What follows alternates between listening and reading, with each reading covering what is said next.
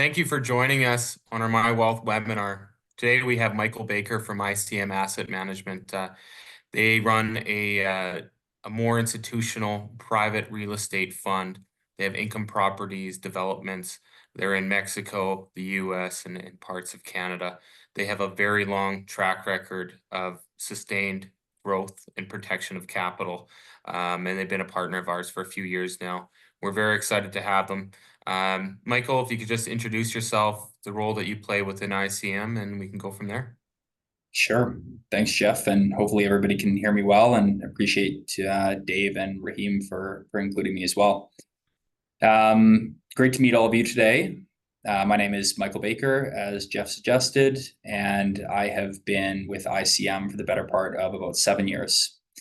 And ICM is a name that maybe some people might not be familiar with, but we're actually a Calgary-based firm.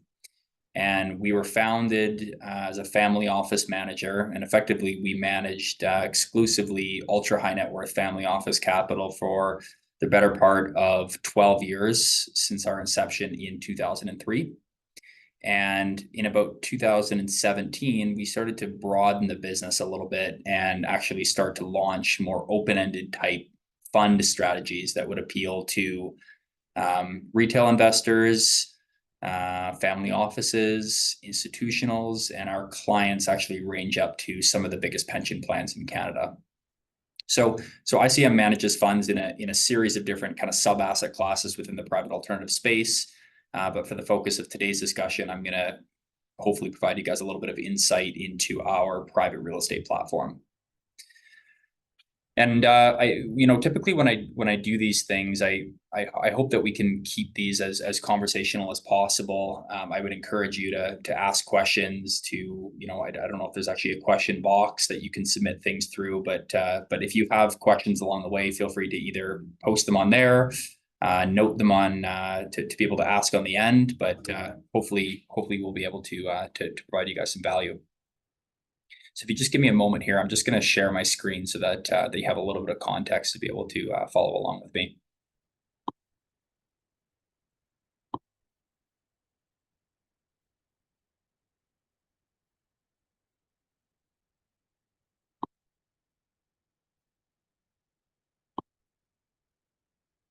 Jeff, do you want to just give me a little nod there if you're able to see the screen? Okay, great. Okay, so as I mentioned, ICM has got a pretty deep track record in managing real estate assets on behalf of our client. And we do our real estate investment business on a bit of a thematic type approach, okay? And really what that means is that we're very good at finding good opportunities or good trends within the North American real estate space and bet sizing our allocations based on our conviction. So at any given time, we're actually evaluating almost every pocket of the total North American real estate landscape, being Canada, US, and Mexico, as well as scouring across asset type and by strategy type as well. So we, over our years, have been active in almost every major asset type, from industrial through to residential, office, retail, hospitality, self-storage. You name it, we've probably either looked at it or done deals in it. And as I mentioned, we're a Calgary-based business, but we've got a few of our different, some of my partners in the business that would run offices in different markets. So our Canadian head office is in Calgary. Our US head office and deal sourcing activities are run out of our Atlanta office. And then we've got a full service office in Mexico City as well to service our LATAM platform. And we would have the better part of 7 full-time staff that work out of Mexico. Skip through a couple of these things, but when we talk about our platform, and I'll talk about it on what I mean by identifying and investing into themes, but the key for what we do on our side is we recycle capital. Okay. So what that means is that when we go out and we identify pockets of the real estate market to be allocating capital into, it's with the explicit intent of allocating capital into identified themes, earning a return through those themes, whether that be through some sort of a development cycle or a value add cycle. But ultimately, the end goal is to recycle capital and realize returns through asset or portfolio sales. And from there, once capital gets repatriated back to our top fund, we then now need to re-identify to establish whether or not the existing themes that we're allocating capital into still hold merit, or if we need to point the nose of the ship in a different direction and figure out different trends that we want to be capitalizing on. So it's a long-winded way of saying that while the North American real estate landscape might seem large, there's really only a small handful or pockets of the real estate market that we actually want to be focused on.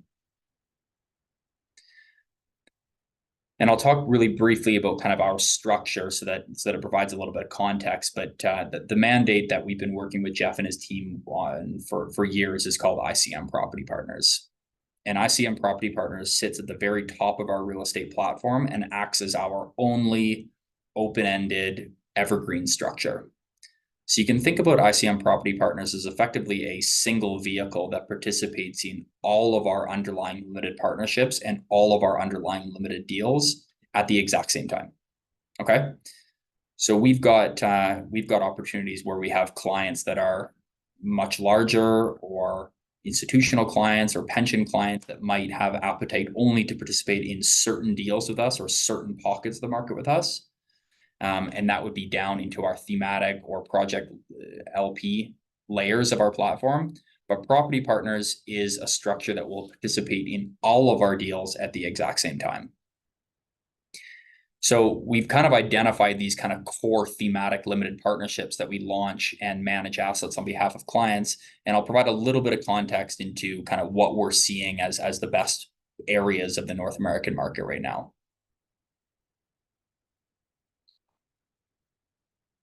The first pocket that we've been most focused on, and this would be number one in terms of our core theme, is industrial.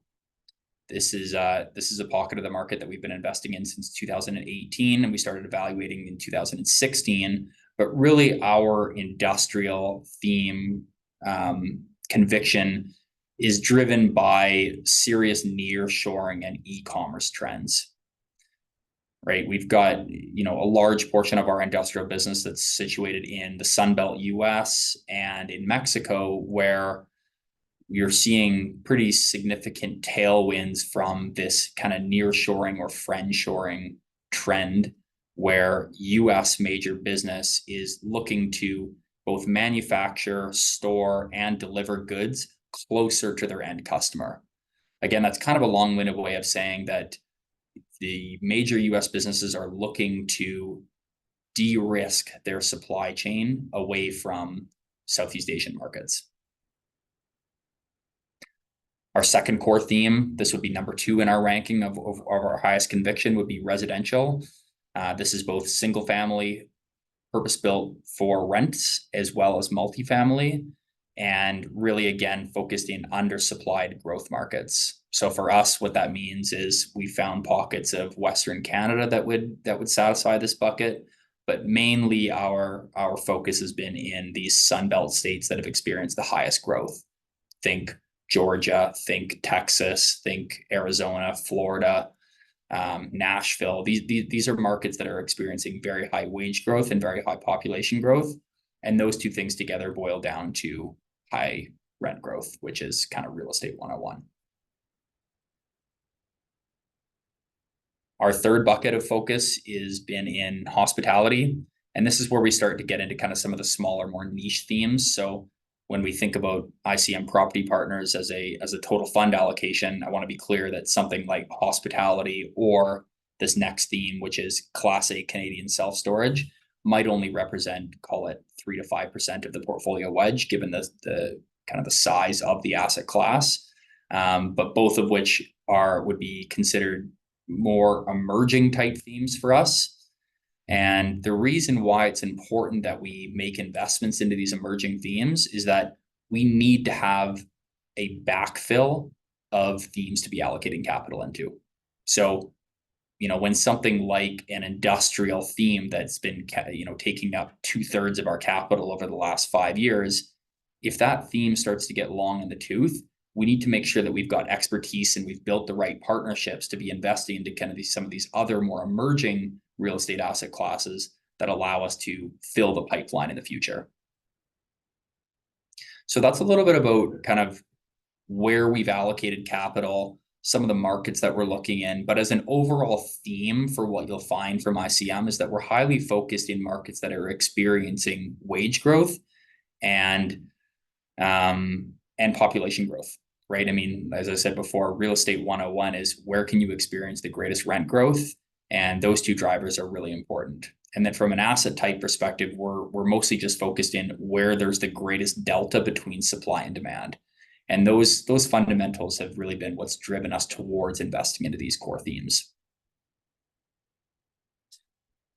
Now, moving a little bit more towards kind of how we operate. I mentioned at the start of the call that all of our underlying deals or all of our underlying investments are designed to go full cycle, right? So taking it back to that notion of deploying capital into a theme or a deal, earning a return on that theme, but then ultimately selling that asset for cash.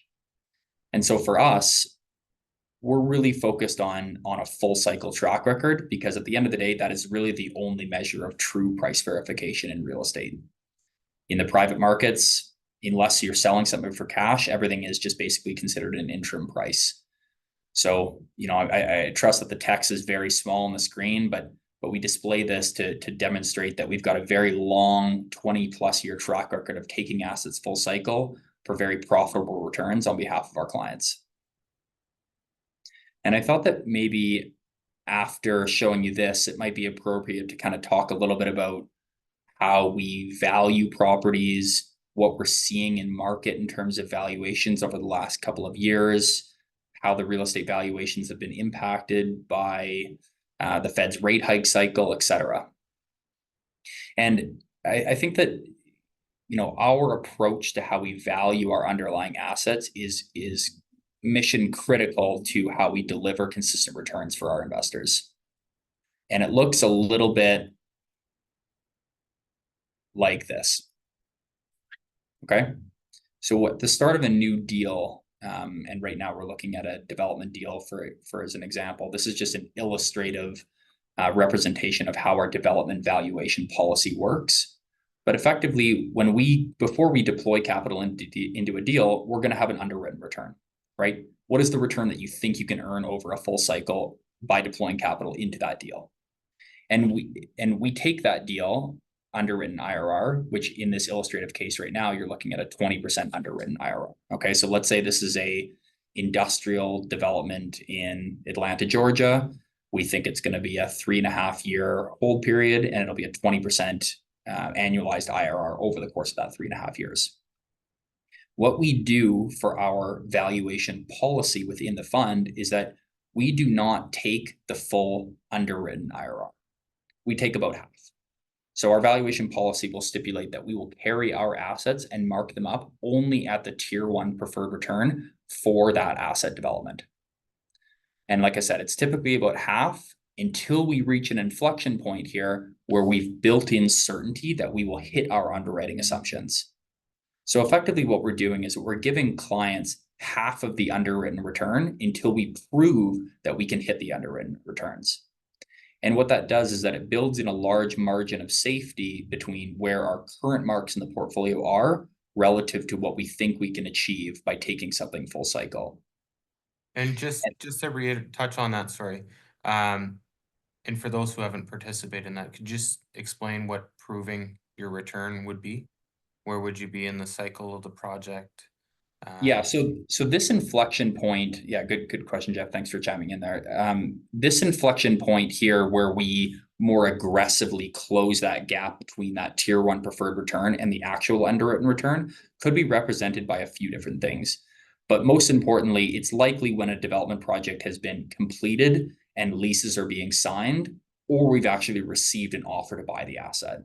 So anything that would give us basically true verification on the asset values, then and only then will we close that gap. Okay.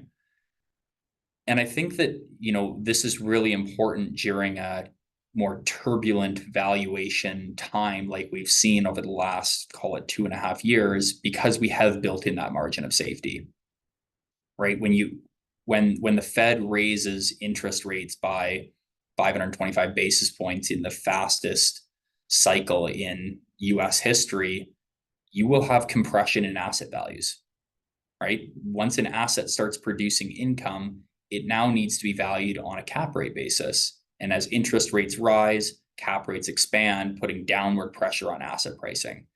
And that's really what we've seen over the last handful of years. And it kind of takes us to where we are today, right? What's happened over the last handful of years. And it looks a little bit like this. So what you're looking at here is kind of a bifurcated return chart that shows the top teal line being the actual fund returns over the last handful of years, overlaid with our income producing marks in the gray line. Okay, so it's a kind of a more complicated way of showing that even though our returns have been very good over the last handful of years, largely because we've taken a large number of these assets full cycle for profit, meaning that we're selling them above that conservative carry mark. But at the same time, those returns have been met by pretty significant headwinds on asset value pricing. So our income producing portfolio, AKA any asset, the aggregate asset value of our total portfolio that produces a cash flow, meaning that there's tenants paying us rent, we've marked that down by 24% since the start of January of 2022, right? And this is a really good representation of what's happened in the real estate market over the last 2.5 years, is that this downward pressure on asset pricing as a result of the Fed raising rates has been very real. So there's a lot of discussion in kind of this private market space around, are the public REITs correct? Are the large private equity players correct in terms of where these marks should appropriately be?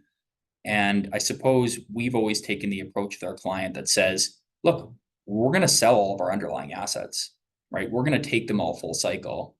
And when those assets go full cycle, that is really the only true measure of price verification that you should care about. And everything in between that is simply just an interim price for us. So for us, we've always taken this approach that we want to be really transparent with our clients to show, look, behind the scenes, even though you've seen good returns in the fund, we're not naive to the fact that there's been pretty significant downward pressure on asset pricing as a result of the interest rate hike cycle that we've been in. And I think that's important, especially when you're looking at privates, because we haven't quite seen this throughout. Many people say, hey, the incomes have been consistent, the pricing is therefore consistent, but something, say, returning 8% is far more attractive when rates are 1% than they are 5, even 6%. So prices adjust accordingly, especially when there's risk involved. And I think this is one of the major things that, not major, but it separates them and gives you comfort that they are looking ahead and they're balancing it. And despite this headwinds, and we've seen it in the public space, the prices have come down. And they've still been executing within this and providing growth when there's been serious headwinds that have been facing them. And now with interest rates dipping, especially in Canada so far, it almost creates a little bit of a tailwind. Yeah, that's exactly right. I mean, long duration assets that produce cash flows have high interest rate sensitivities, and that both works as a headwind and a tailwind, right? So now we're kind of in this pocket of the market where a lot of these deals that we're doing now are penciling significantly better than they were in 2021 because construction starts have stopped by 70%. So you've got less inventory in the market, but the demand hasn't changed, right? The fundamental demand for something like a industrial warehouse space in Phoenix is as high as it's ever been. And yet the construction is down 70% in the market as a result of people not being able to secure financing, deals falling through, nobody wanting to deploy capital into equity real estate.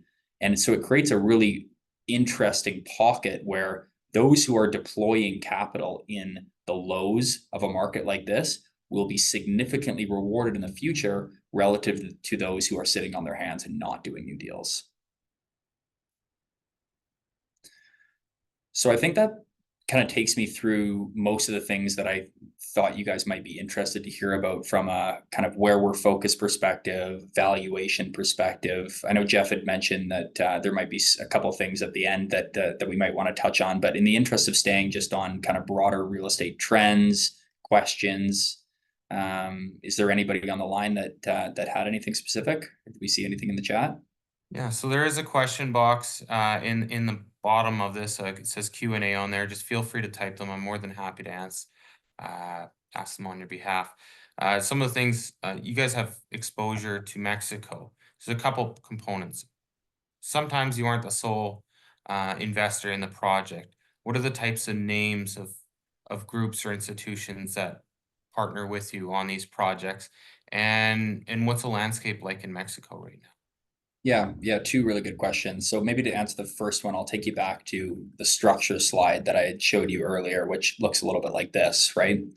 So if you started at the very bottom, you'd see that each of our deals is housed in a project limited partnership. And even though that deal might have let's say it costs 50 million US dollars to do a development in Mexico. Okay, let's just use round numbers. What'll happen is that we might have joint venture partners that come in for a portion of it through a joint venture deal at the underlying asset level. We would also have thematic limited partnerships that are participating in it as a byproduct through one of our thematic LPs focused in Mexico, which we've got now. We're on vintage number 3 for that LP series. And as a byproduct, property partners will also participate in the same deal. So you've got a number of different people in the capital stack. But if you were to look at, one of our deals,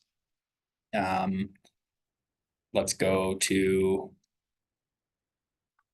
this, for example. This is phase 2 of a deal called Santa Rosa, which is a large Class A industrial facility that we built phase 1 in Guadalajara, Mexico, which is one of the premier industrial markets in major market Mexico. You've got kind of the CDMX, Mexico City, Guadalajara, Juarez, and Monterrey would be kind of the major industrial markets.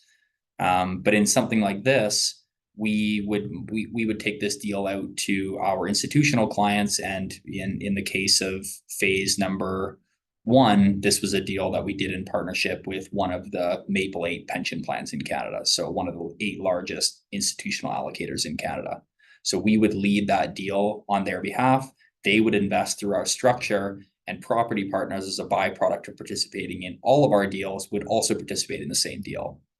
And I think this is a really important thing to touch on, because in most cases, real estate managers have bifurcated platforms, which means that they're going to different client bases and offering different deals and different structures based on who they are. And really what that means is that their largest, most important, most sophisticated clients are getting access to better deal flow than their smaller clients.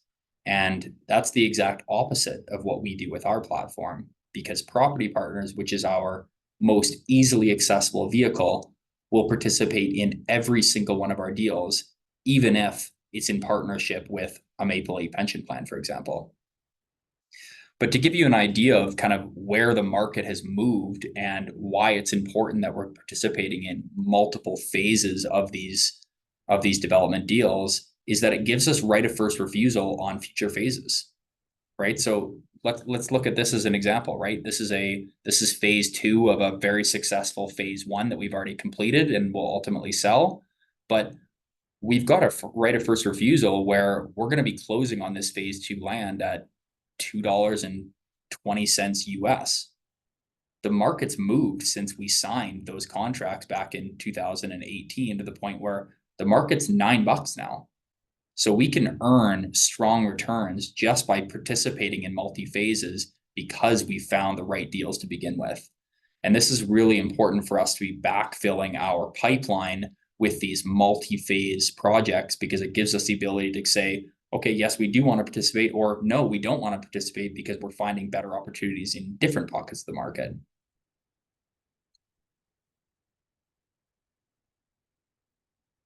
Jeff, you're on mute there. Of course. Can you talk about the structure in terms of liquidity when you're making an investment with ICM? What should be your minimum time frame? This isn't something that you can buy and trade on the TSX. It is a private vehicle, so what would you expect in terms of time frames? Also from additional liquidity income on a quarterly or a monthly basis. Does it provide any of this, and what's expected from a taxation standpoint? Sure. Yeah. So structurally, I mean, Property Partners is an open-ended vehicle. So in theory, we do provide our investors with the ability to have monthly liquidity subject to our minimum 6-month discounted hold period. But the reality is that we don't really want short-term capital in a vehicle like this. These are long-term vehicles that should be looked at through the lens of, call it a 5 to 7 year time horizon when holding, because that's how long it takes us to deploy capital into a project, earn a return in that project, and then ultimately sell that project for cash.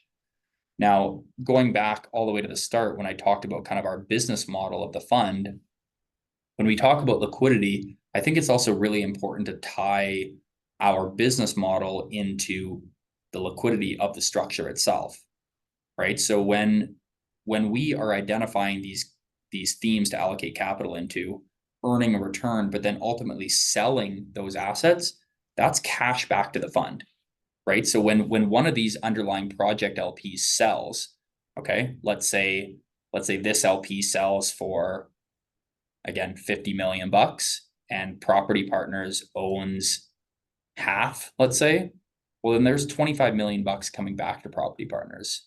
And that is really important for us to manage our liquidity on an ongoing basis, because we can look and say, okay, how much do we need to be housing in order to pay our distributions, pay our redemption requests? How much should we be redeploying into future projects? So Property Partners, from a structure perspective, is a open-ended Canadian trust structure. It issues a 1T3 on an annualized basis.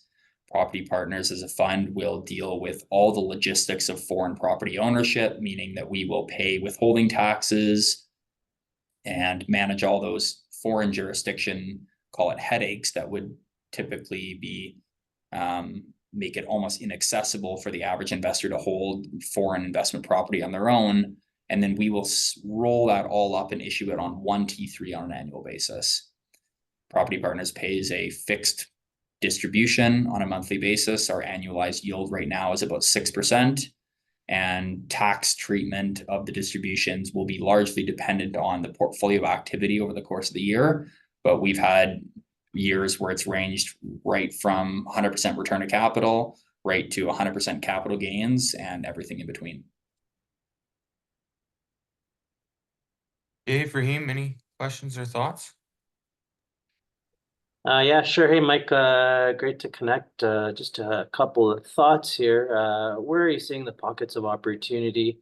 It's good to see it through a more of an institutional lens. A lot of people have been downtrodden over the last couple of years on Alberta, Calgary. Now it's become one of the hotbeds. There's always this psychology through the markets of how to invest, when to invest. But when you start to look at institutional capital, when they look at, starting to pay in a 20, 30-year horizon, which investors should be doing, where do you see the opportunities? And then the second point of this, are you seeing more interest as now, risk-free capital starting to come lower as rates go lower over the coming 2 to 3 years? Are you seeing a pickup of investors looking around and starting to zero in on those types of firms like yours, where they see a great potential to see the opportunity and asset prices start to come back in line?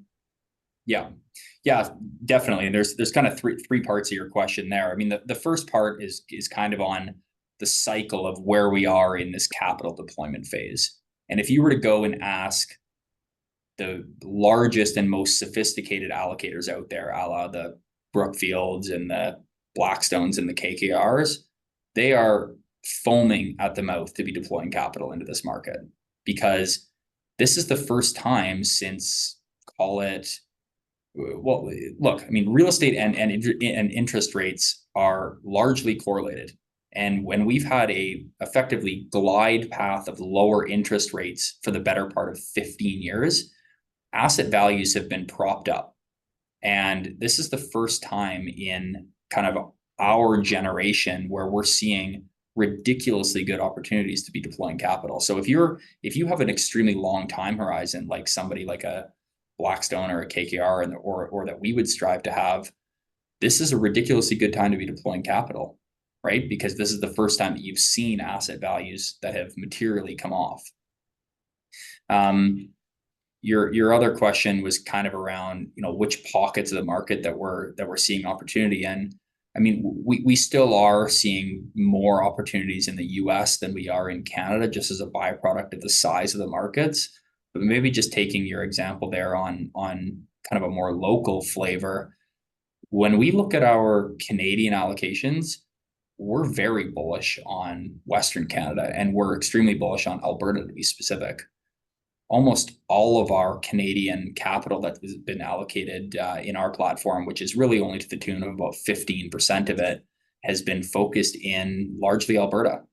And it's been focused in residential. We have a number of multifamily for rent assets in kind of core neighborhoods in Calgary, Marda Loop, which might be familiar to a few of you.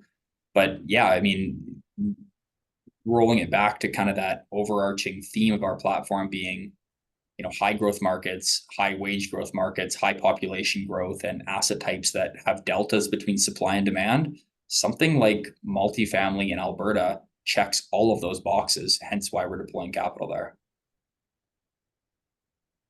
Michael, Dave here. Just comment, please, on the effect, the foreign exchange effect here. Sure. Yeah. So Property Partners is a largely open currency vehicle, meaning that we're not taking any kind of stance on where we believe foreign exchange rates will move. As a byproduct of investing in multiple countries, you will inherently have exposures to multiple currencies.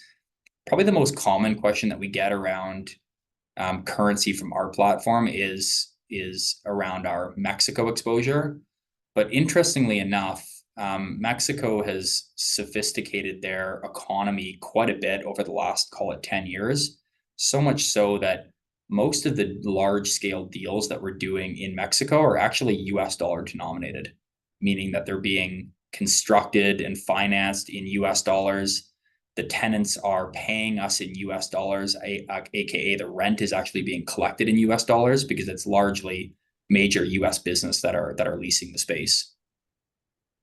That's a great answer. Anyway, anybody else got anything further? Thank you, Michael, for that excellent presentation. And certainly the structure of these businesses, we have a relationship with people that have structured this. They're very smart, and you guys are very early. So again, thanks everybody for your time. Just before we go there, Michael, can you talk about your insider ownership? Where do your guys' investments fall personally? Well, they personally fall in this structure that you're looking at right here. I mean, it's without getting into too much of the weeds, I think it's fair to say that, myself and my business partners, I'm one of the partners in the business, but all of us would have basically our material net worth tied up in our own cooking, which I think is extremely important. As opposed to taking performance fees that are cash based, we actually take performance fees in the form of units in our own strategies. So internally, both corporately and as the top partners of the firm, we have material interests in our own things, which you should always look for. Perfect. Well, thanks, and I think that concludes the recorded part. For those on the line, just wait for a couple seconds. I'll just stop the recording here.